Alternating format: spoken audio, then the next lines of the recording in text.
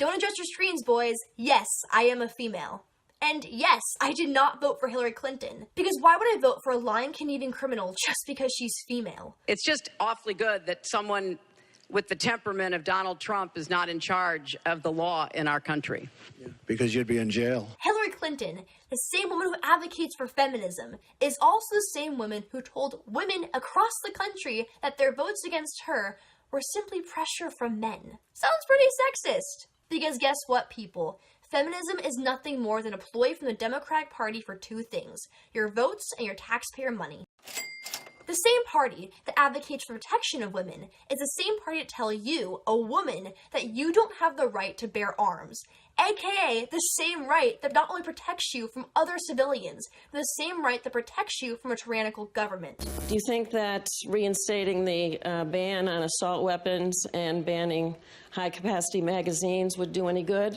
Yes. The same party that advocates for the lives of women advocates for abortion, dismissing an entire generation of women yet to be born. Regarding abortion, you said, quote, the unborn person doesn't have constitutional rights. The same party that advocates for votes for women spat on the very face of democracy when Hillary Clinton lost the election and women threw their I'm with her pins on Susan B. Anthony's grave. The same party that advocates for the voice of women let people like Hillary Clinton threaten Juanita Broaddrick when Hillary Clinton's husband raped her. But I'm still afraid, especially if she becomes president. Feminism is anything but female empowerment. Instead, it tells women to go march into the streets with pink pussy hats on their head, throwing a nationwide tantrum. It tells women that it's okay to be a slut and a whore. It tells women it's okay to be promiscuous, despite the fact it is statistically proven that the more sexual partners you have as a woman, the more likely you're going to have unhealthy relationships in the future. It tells women you don't need to be mothers, focus on your career, despite the fact that being a stay-at-home mom is proven to be the happiest career a woman can have. Feminism is about control. It is about destroying the nuclear family. It is about destroying what makes women truly happy in order to actually make them feel more victimized than they already are. Because as long as women think they are not living up to their potential, they will feel powerless. And when someone feels powerless, they rely on nothing more than the government. Take away the nuclear family, traditionalism, and all a woman truly has is, well, Hillary Clinton. I want you to listen to me. I'm going to say this again.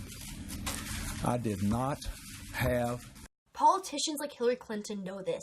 They're using this ploy every single day. Because when you tell someone they are a victim, and they believe it, and they give up the world that makes them truly happy, they become powerless. And when someone is powerless, they rely on nothing more than the government. Hillary Clinton is spoon-feeding these women every single day, making them feel as if they don't have the rights they already have. While women across the world are literally fighting for the basic right to, well, not wear a headscarf. Right now today in Iran, women are being beaten and jailed for not wearing a headscarf in public. There are places where women are forbidden to read, learn, go anywhere without a male escort. This is control. And feminism is doing the exact same thing, but with reverse psychology. You see, women today have the same opportunities as men.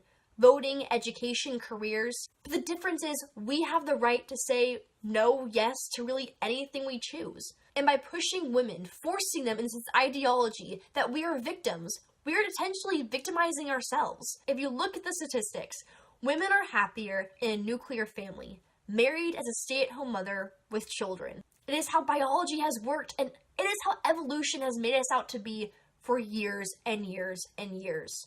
And now feminism is trying to defy that because they know as long as they make us unhappy, well, our power will be just stripped away. And who's to take this power? Politicians. We were laughing. There is an attack on the nuclear family and female empowerment. The reality is, feminism tells women that we are equal to men.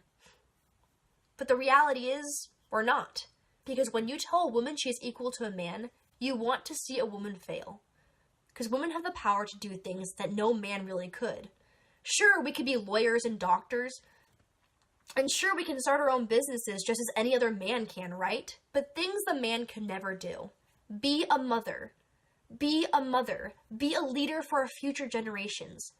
This is something the left fears. Because when a mother is teaching the future generations, and the politicians aren't, that means free thinking.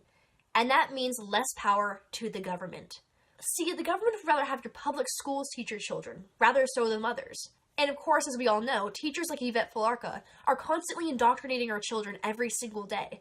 The politicians want this.